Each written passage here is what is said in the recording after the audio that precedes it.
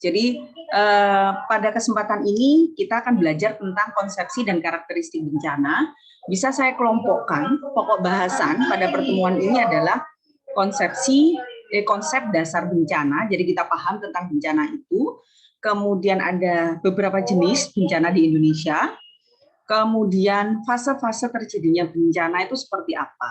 Nah, karena ada mungkin ya pertanyaan dari mahasiswa, saya perekam medis Bu, tapi nanti kalau ternyata ada bencana di tempat saya, misalnya kebakaran atau apa, bagaimana rekam medisnya itu harus kami kelola. Nah, ini salah satu dasar yang kita bekali untuk mahasiswa, jadi bisa paham nanti harusnya seperti apa. Oke, kita masuk ke yang pertama. Konsepsi dasar bencana. Ini berdasarkan Undang-Undang Nomor 24 Tahun 2007 tentang penanggulangan bencana. Bencana adalah peristiwa atau rangkaian peristiwa yang mengancam dan mengganggu kehidupan dan penghidupan masyarakat yang disebabkan oleh faktor alam dan atau faktor non-alam maupun faktor manusia, sehingga mengakibatkan timbulnya korban jiwa manusia, kerusakan lingkungan, kerugian harta benda, dan dampak psikologis. Nah, dari sini sudah paham ya? Sudah, oh berarti kalau ada sebuah peristiwa yang dia itu mengancam kehidupan kita selanjutnya, baik itu lingkungan sosial, lingkungan hidup kita, yang dia disebabkan oleh faktor alam maupun non-alam maupun faktor manusia, ini disebut bencana. Ini sudah berdasarkan Undang-Undang Nomor 24. Berdasarkan konsep ini, kita bisa merumuskan. Jadi bencana itu mengandung 3 aspek dasar. Yang pertama adalah terjadinya peristiwa atau gangguan yang mengancam dan merusak. Yang kedua, peristiwa atau gangguan tersebut mengancam penghidupan, dan fungsi dari masyarakat. Dan dia ancaman tersebut mengakibatkan korban dan melampaui kemampuan masyarakat untuk mengatasinya dengan sumber daya mereka. Nah, jadi di sini harapannya mahasiswa bisa tahu, oh ketika, kalau ini bisa saya garis bawahi, ketika kondisi itu menyerang bersama-sama sebuah lingkungan, maka itu bisa disebut dengan bencana. Tapi kalau itu hanya menyerang beberapa orang, itu masih belum bisa kita sebut dengan bencana. Oke, sampai sini ada pertanyaan, silakan.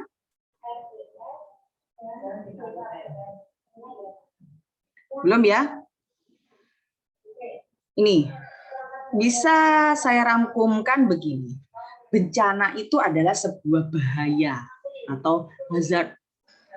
Dan dia bahaya bertemu dengan kerentanan. Nah, jadi sebuah bencana itu atau pengertian dari bencana itu adalah sebuah bahaya dan ada kerentanan di dalamnya. Definisi yang terkandung di dalamnya adalah, nah, bencana atau disaster adalah kerusakan yang serius akibat fenomena alam luar biasa dan atau disebabkan oleh ulah manusia yang menyebabkan timbulnya korban jiwa, kerugian material, dan kerusakan lingkungan yang dampaknya melampaui kemampuan masyarakat setempat untuk mengatasinya dan membutuhkan bantuan dari luar. Contohnya ini, pernah dulu ada kasus Lapindo, ya, Lapindo itu sebelumnya awal-awal karena masih berusaha untuk diatasi oleh penyebabnya atau PT Lapindo itu, dia belum masuk kategori bencana. Tapi ketika itu sudah tidak teratasi oleh PT Lapindonya, akhirnya di take over oleh pemerintah, dia dianggap sebagai bencana.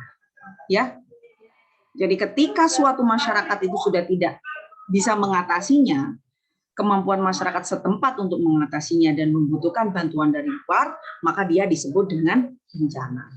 Kalau sekarang, saat ini yang paling hot itu apa? Bencananya apa namanya sekarang? COVID. Iya, pandemi COVID ya. Pandemi COVID ya, epidemi COVID ya. Nah, itu menjadi bencana karena apa? Dia menyerang seluruh banyak masyarakat Meskipun kita berusaha untuk menyelesaikan, tapi kan masih membutuhkan bantuan dari pihak lain. Contohnya vaksin saja kita dapat dari pihak luar, ya itu.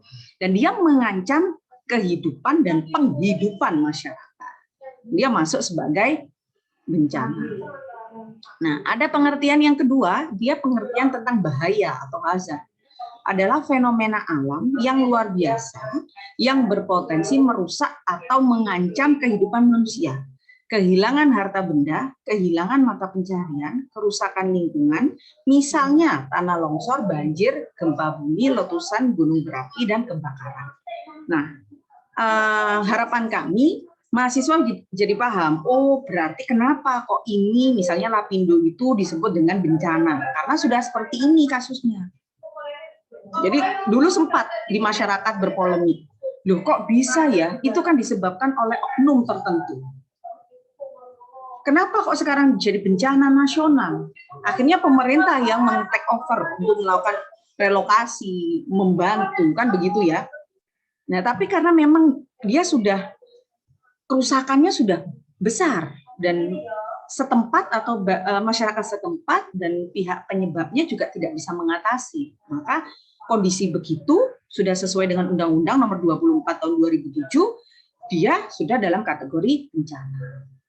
Nah, terlebih kalau rumah sakitnya itu ternyata kena Lapindo, kan berarti loh, berkas-berkas kita yang di rumah sakit ini bagaimana? Nah, itu yang harus kita pikirkan karena kita bagian dari penyelenggara pelayanan. Ada lagi pengertian dari kerentanan, adalah keadaan atau kondisi yang dapat mengurangi kemampuan masyarakat untuk mempersiapkan diri untuk menghadapi bencana atau ancaman bencana.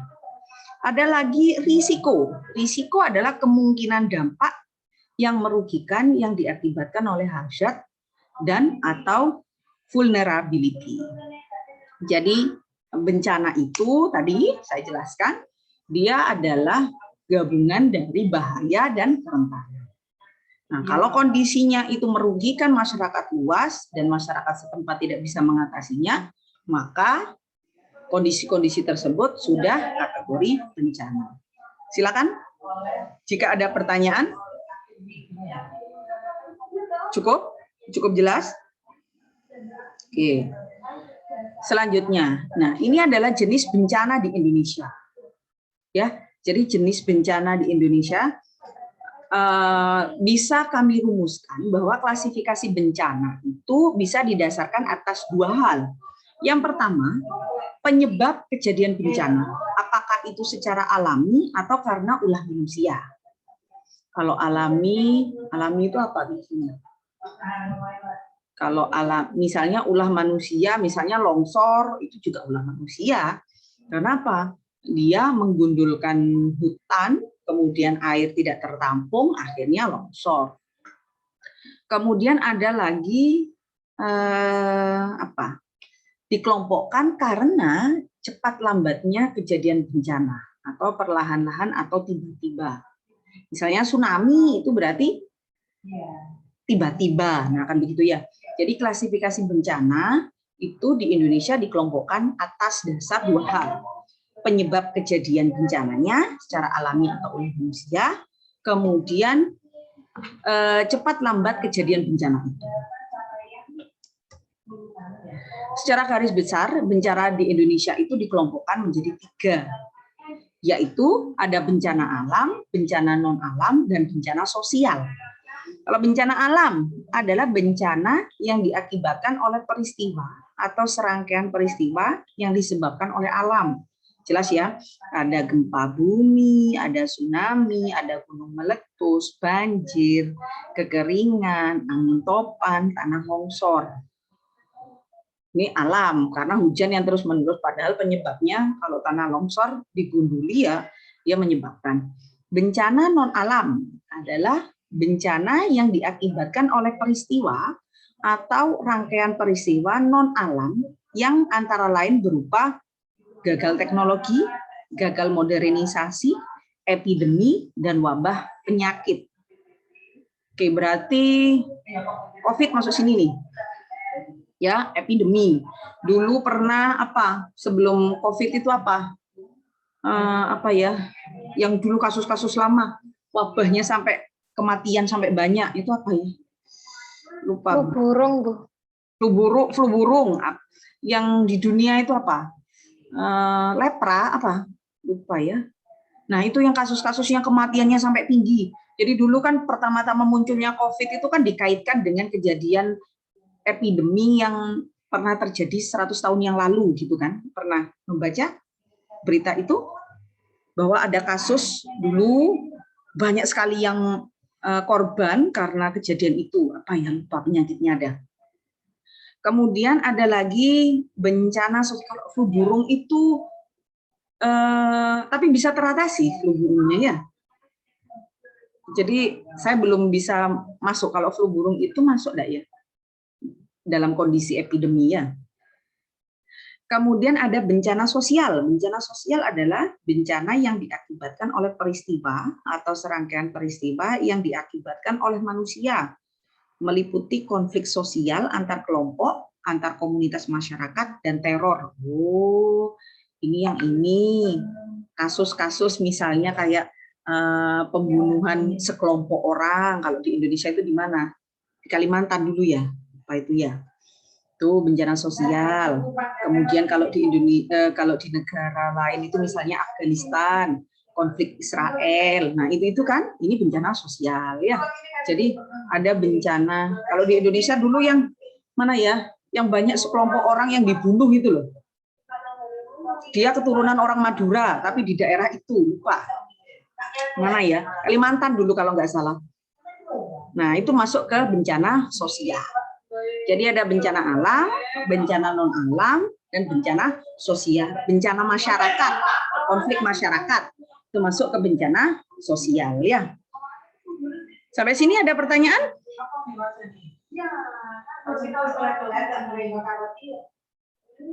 Belum ada?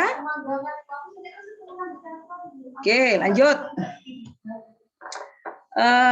Masuk ke ini. Ada apa? Ini diambil dari bukunya Salihuddin tahun 2005. Itu pengelompokan bencana menjadi 2 jenis. Ada bencana alam dan bencana ulah manusia. Ya, itu kalau bencana alam itu ya banjir, gempa bumi, gunung meletus yang semuanya kasusnya penyebabnya adalah kondisi alam. Bencana ulah manusia kejadian karena perbuatan manusia seperti tabrakan pesawat, atau kendaraan, kebakaran, sabotase, ledakan, gangguan listrik, gangguan komunikasi, gangguan transportasi dan lainnya.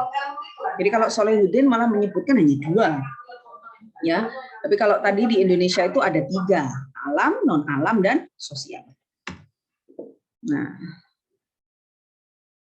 ini ada pengkelompokan juga bahwa kalau bencana itu dilihat dari cakupan wilayahnya, bencana itu ada bencana lokal dan ada bencana regional.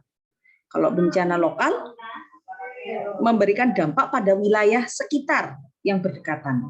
Bencana terjadi pada sebuah gedung atau bangunan di sekitarnya, biasanya adalah karena akibat faktor manusia seperti kebakaran, ledakan, terorisme, kebocoran, dan seterusnya.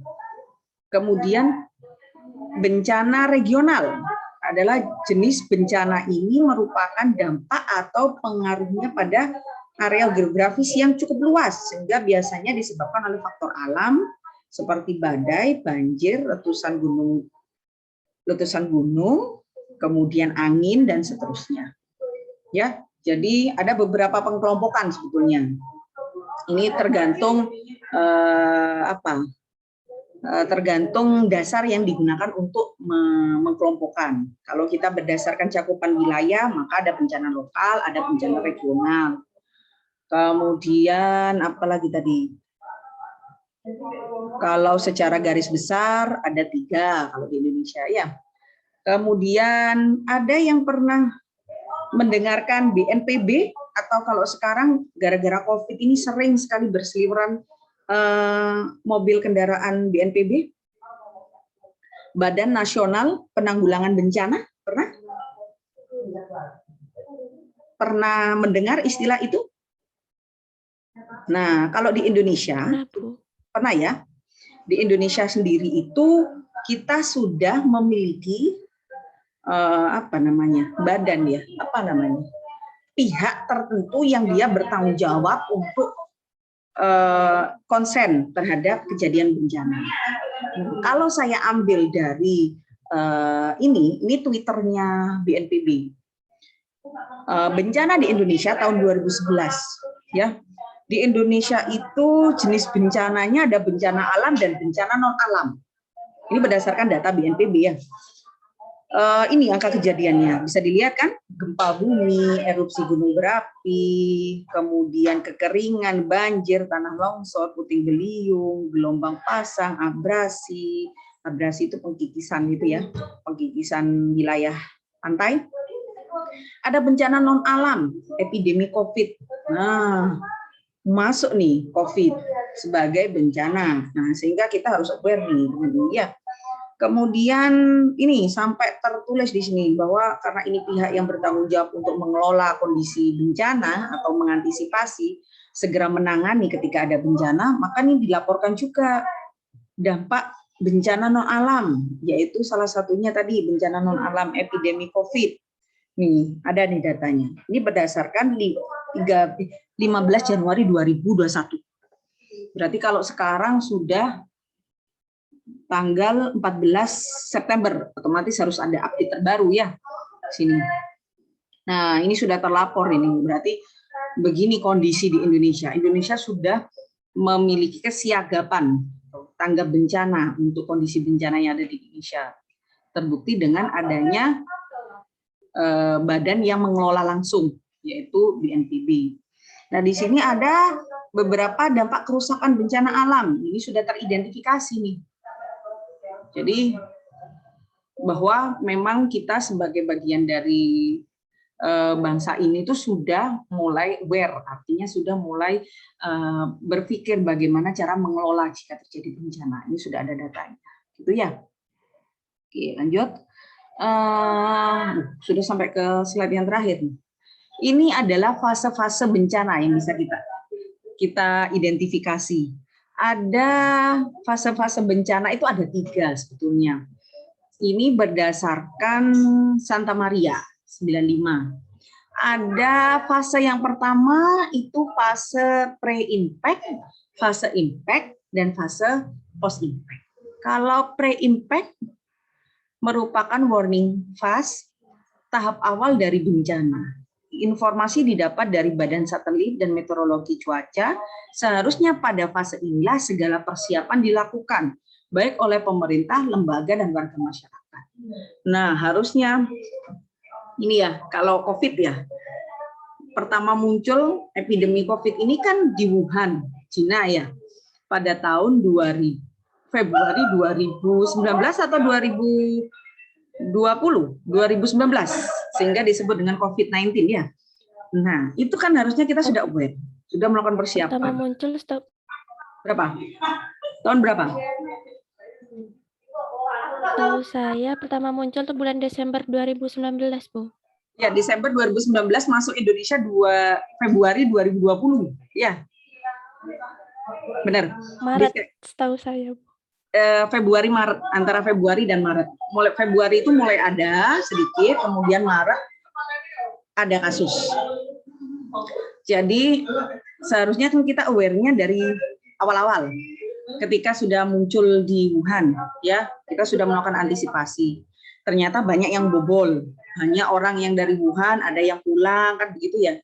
Kemudian harusnya itu sudah di lockdown, tidak boleh keluar Indonesia. Ternyata kasus pertama adalah orang Indonesia datang ke Singapura. Kasus pertama, dia makan di restoran, di situ ketemu sama orang-orang, ada orang Jepang, ada orang mana, pulang-pulang dia mengeluhkan gejala COVID, artinya beberapa gejala itu muncul di dirinya. Nah, sebetulnya kan itu masuk ke fase pre-impact. Ya, artinya kita itu sudah harusnya aware dengan itu. Oke, yang kedua, fase impact merupakan fase terjadinya klimaks dari bencana. saat di mana manusia sekuat tenaga mencoba untuk bertahan hidup. Fase impact ini terus berlanjut hingga terjadi kerusakan dan bantuan-bantuan darurat dilakukan. Kita masuk ini kayaknya, fase impact, ya. Tapi karena virus ini ternyata virusnya itu berkembang terus, selesai gelombang pertama sudah, kemarin ada gelombang delta, ya. Setelah ini ada gelombang apa? Gelombang apa yang baru? Lupa ini apa, pokoknya ada lagi yang baru nih ya. Setelah delta ini kayaknya ada lagi nih varian yang baru. Ini pasti ada gelombangnya ini setelah ini. Kita harus menunggu nih. Meskipun semuanya sudah dikasih vaksin. Ini merupakan usaha kita untuk bertahan hidup. Ini di fase impact. Fase post impact adalah saat dimulainya perbaikan dan penyembuhan. Tahap di mana masyarakat mulai berusaha kembali pada fungsi komunitas normal. Secara umum, fase post impact ini para korban akan mengalami tahap respon psikologis mulai dari penolakan, marah, tawar-menawar, depresi hingga penerimaan. Sebelum kasus Delta, kita sudah masuk ke fase post impact, ya. Ternyata kita digempur lagi dengan gelombang 2 dengan varian Delta. Balik lagi kita ke fase impact, ya enggak? Nah, semoga dari sini nanti tidak ada varian yang lain, jadi kita bisa masuk ke post impact. Tapi usaha pemerintah ini sudah masuk ke new normal. Nah, itu salah satu usaha pada fase post impact. Begitu. Ada lagi yang di Jember itu yang pernah itu apa itu ya? Banjir bandang. Pernah dengar? Banjir bandang di panti. Ya, itu kan juga bencana itu. Itu juga membutuhkan, itu bencana lokal. Cuman dia masuk bencana karena orang di sekitarnya butuh bantuan untuk mengatasinya. Nah, ini tambah jelas nih kalau kita mengkategorikan fase pre-impact, fase impact, dan fase post-impact. Ini tambah jelas ya kalau kondisi-kondisi alam itu tadi. Oke, sampai sini silakan ada pertanyaan? Sebelum saya sampaikan, jadi tujuan saya, mahasiswa paham dulu, oh berarti kondisi begini nih yang disebut dengan bencana, kondisi begini nih yang disebut dengan bencana, gitu ya. Silakan. Jika ada, Bu. Ya. Ya, seperti yang dijelaskan tadi, berdasarkan jenis-jenis bencana, apakah bisa disimpulkan bahwa meskipun gejala alam yang disebabkan oleh manusia seperti pembakaran hutan ataupun penebangan hutan sehingga menyebabkan banjir itu masuk kategori bencana alam seperti itu? Ya, bencana alam. Karena memang itu gini, kita kenapa kok memasukkan ke bencana alam? Karena kan dia terjadi dengan cara ya memang penyebabnya kita sebagai faktor penyebab pertamanya. Tetapi itu alam yang bereaksi. Gitu. Jadi masuk ke bencana alam. Ya, tapi ketika itu mau dicegah, harusnya kita tahu penyebabnya adalah manusia. Awalnya seperti ini, gitu. Tapi itu kan penyebab luar, kalau penyebab paling jauh. Tapi penyebab yang paling terlihat itu memang alam, dia yang bereaksi, sehingga masuk ke kategori bencana alam. Gitu maksudnya, ya. Jadi kita kategorikan sebagai bencana alam. Kalau non alam tadi apa non alam tadi? Ya kayak penyakit itu non alam. Karena itu bukan alam apa ya? Yaitu. Terus ada lagi bencana sosial yang konflik. Nah, itu kan jelas ya. Jadi kenapa dimasukkan ke alam? Karena yang bereaksi adalah alam. Sehingga masuk alam. Tetapi bagaimana cara pencegahannya agar tidak terjadi? Kita tahu penyebabnya adalah manusia. Sehingga itu yang harus kita atasi. Oke, ada lagi? Izin bertanya, Bu Rosa. Ya. Yang tadi disebutkan oleh Bu Rosa bahwasanya epidemi atau pandemi itu tadi salah satu bencana dalam non alam. Nah, apakah pandemi itu harus melanda seluruh negara maupun atau satu negara itu tadi bisa dikatakan pandemi? Jika dalam satu daerah, misalkan Jember yang kemarin ini sudah telah melanda itu penyakit hepatitis, apakah itu dikatakan bencana non alam di wilayah Jember itu sendiri. Terima kasih. Oke. Epidemi itu kita balik lagi ke pengertian epidemi. Epidemi itu adalah sebuah kasus atau wabah yang dia menyerang seluruh dunia, menyebar secara cepat. Itu disebut dengan epidemi. Nah, karena kondisi COVID ini adalah menyebar secara cepat, maka masuklah dia kategori epidemi. Apa tadi hepatitis ya? Hepatitis kan nyebarnya tidak begitu cepat, sehingga dia tidak masuk kepada epidemi. Tapi kalau penyebarannya cepat, nah itu masuk ke epidemi. Kalau sudah epidemi, dia melebar dari daerah satu cepat menyebarnya ke daerah lain, nah itu masuk ke dalam bencana. Yang kategori bencana itu yang epidemi. Nah, kita lihat kasus yang epidemi itu yang seperti apa? Kasus yang cepat menyebar ke daerah tertentu, persebarannya besar. Tuh. Jadi dilihat dari kasusnya, kasus itu bisa menyebar cepat atau tidak. Kalau sudah cepat daerahnya dia melebarnya besar atau tidak. Kalau dia melebarnya cepat berarti itu adalah kasus epidemi. Nah, kasus epidemi masuk ke bencana. Begitu maksudnya. Ya, bisa ditangkap? Ya, Bu Rosa, terima kasih. Ya, ada lagi? Ya. Kan tadi untuk berdasarkan cakupan wilayah itu ada secara lokal dan regional. Itu untuk wabah penyakit pandemi COVID ini sendiri itu masuk ke mana, Bu? Lokal dan regional ya? Coba lokal dan regional. Kalau lokal itu kan daerah. Ini sudah tidak lokal ini kalau epidemi ya.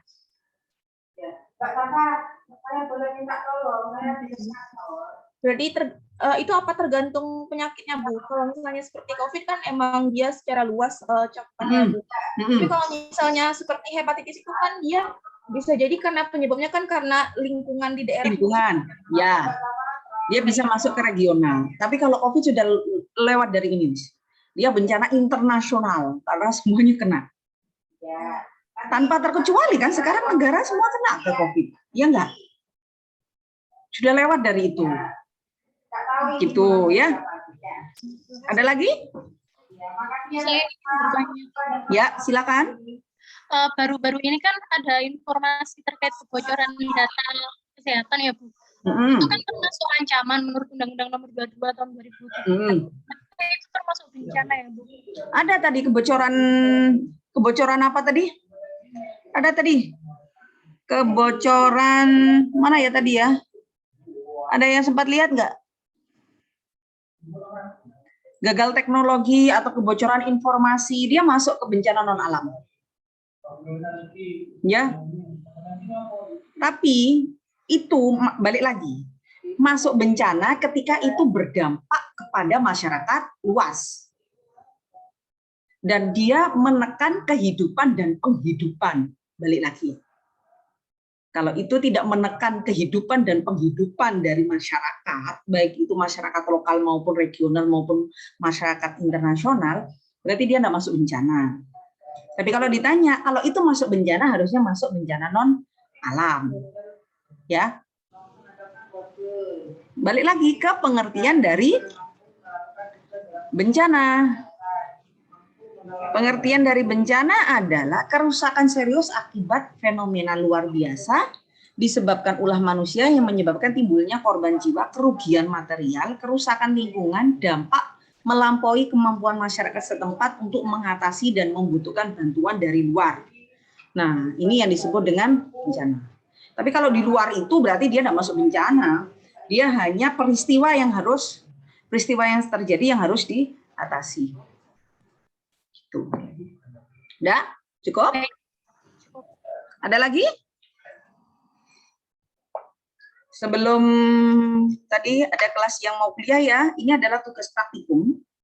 Ada beberapa karakteristik bencana. Ini kalau bisa dikasihkan, kalau Anda akses ya, kejadian gempa bumi pada tahun berapa, gitu kan bisa ya? Bisa pasti ini, cari di web nanti. Gempa bumi di mana, tahun berapa, itu silahkan. Milih nanti. Ya, mau pakai yang mana? Saya mau pakai nomor 1 sampai nomor 8, silahkan sudah. Silahkan diakses kejadian gempa bumi di mana, gitu ya. Kemudian jelaskan karakteristiknya. Dia masuk ke bencana apa, kemudian ini, lakukan identifikasi wilayah sekitar dan potensi bencana di wilayah sekitar. Artinya, karakteristik bencana itu termasuk dalam jenis bencana apa, bagaimana fase terjadinya bencana di situ, kan ada fase impact, ada apa tadi, pre-impact, impact, dan post-impact. Nah, itu silakan dianalisa ya.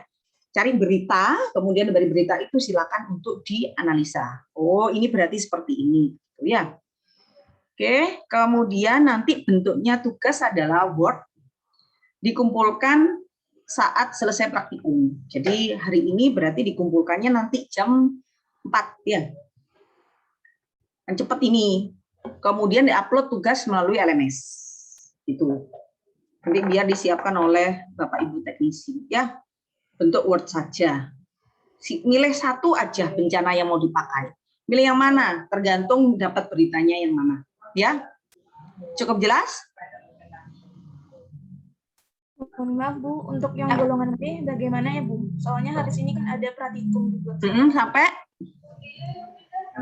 Kalau di jadwal itu sampai 4:30 Bu.